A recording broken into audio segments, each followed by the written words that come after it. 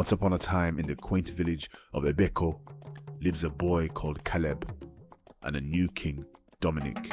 The village of Ebekho gathered in silence. The new king, Dominic, stood tall beside the throne. He wore a red wrapper and a leopard skin crown.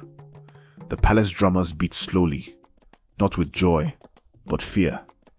Dominic's brother, King David, had died suddenly, just 1 week before.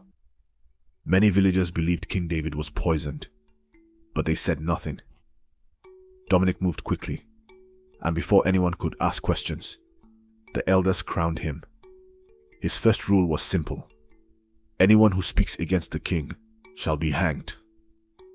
From that day, fear ruled more than respect. That night, lightning struck the old Iroko tree near the palace, a tree said to carry the spirits of the ancestors. Only one person saw the shadow walking under the tree, a boy named Caleb, and the shadow looked exactly like the late King David. Caleb, a 14-year-old orphan who lived with his uncle, couldn't sleep after seeing the shadow. That night, he had a strange dream. In the dream, he was inside the palace, walking through fire. At the center of the fire stood King David, reaching out to him. David's eyes were full of tears. "Tell them I was betrayed," he said. He used the black powder from the mountain cave. "It burns from within. Find the moonstone." Then everything turned to ashes, and Caleb woke up screaming. Caleb's uncle told him to keep quiet, saying it was just a nightmare. But when Caleb looked down at his bedsheet, there was ash on his fingers and a strange burn mark on his chest. There was only one place in the village where black powder could be found: the old cave at the foot of Arrow Mountain. The elders had warned everyone never to go there. They said it was cursed, but Caleb couldn't ignore his dream. He had to go. He waited until midnight and crept out with a small lamp. The cave was dark, damp, and cold. Strange red marks were on the walls. In the middle of the cave, he found a small black bowl with dried powder inside. But before he could take it, he heard a voice behind him. "Looking for death, boy?" It was the palace priest, Elder Patrick. He held a torch and wore black beads. Only one person knew of this place: King David. Caleb ran as fast as he could, but the priest's laughter followed him through the night. The next day, Caleb ran to Mama Grace, an old midwife who had served both kings.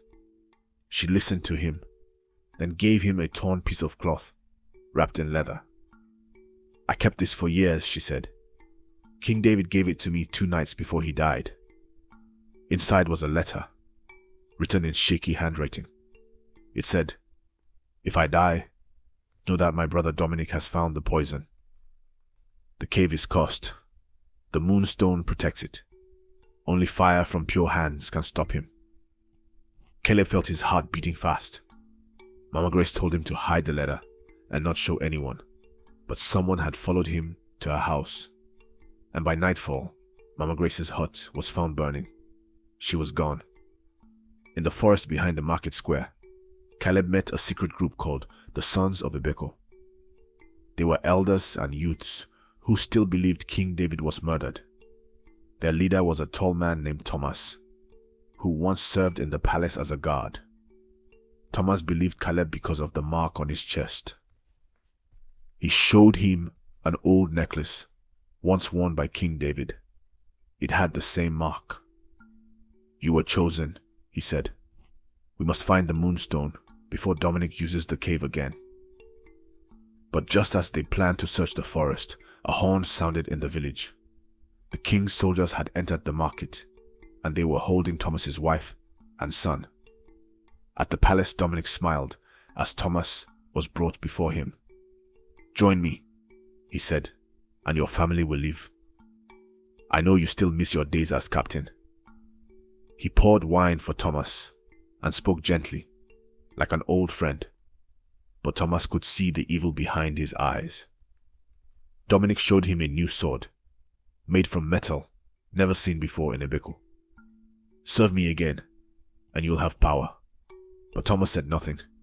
He looked at his wife, then at his son, and dropped the wine cup. Dominic's smile faded. One more chance, he whispered. Thomas bowed and pretended to agree. That night he was allowed to go home, but his real mission had just begun. Back in the forest, Caleb searched for the moonstone with 2 other boys, Peter and Jacob. They followed an old map drawn from King David's letter. It led them to a river that glowed under the moonlight, just like in the dream. They crossed the river and found a small shrine under a fallen tree. Inside was a stone that shimmered like silver. Caleb touched it, and the mark on his chest glowed brighter. Suddenly a loud growl came from behind the tree. Something was watching them. They ran back with the stone, but the forest had changed. The trees moved, and the sky grew dark. It was like a spirit was following them. Guarding the stone, King Dominic fell sick after a palace feast. The guards said someone had poisoned his food. He screamed in pain all night and ordered every cook and servant to be whipped. 3 died before morning. But the truth? The poison came from the same black powder he once used. Thomas had placed a tiny bit inside the king's wine, not to kill him, but to remind him of what he did to his brother. Dominic grew weaker, and his nightmares began. He dreamt of King David, walking through the palace, pointing at his crown. He called for Elder Patrick and said, "Find the boy. Find Caleb. I saw his eyes in my dreams. He is the end of me." That same night, soldiers were sent to search every hut in Ebekho. Thomas helped Caleb sneak into the palace through an old tunnel used by slaves long ago. They hid inside the walls and watched the king from a secret window. Caleb saw him trembling on his throne, holding the crown with both hands. At midnight, Caleb dropped the moonstone in the center of the throne room and whispered, "Let truth speak." The room shook, and the spirit of King David appeared, his face filled with pain. The soldiers dropped their weapons in fear. King Dominic screamed and fell to his knees. "I didn't mean to kill you," he shouted. But the spirit said nothing. Then everything went dark. When the light returned, the moonstone was gone, and so was Caleb.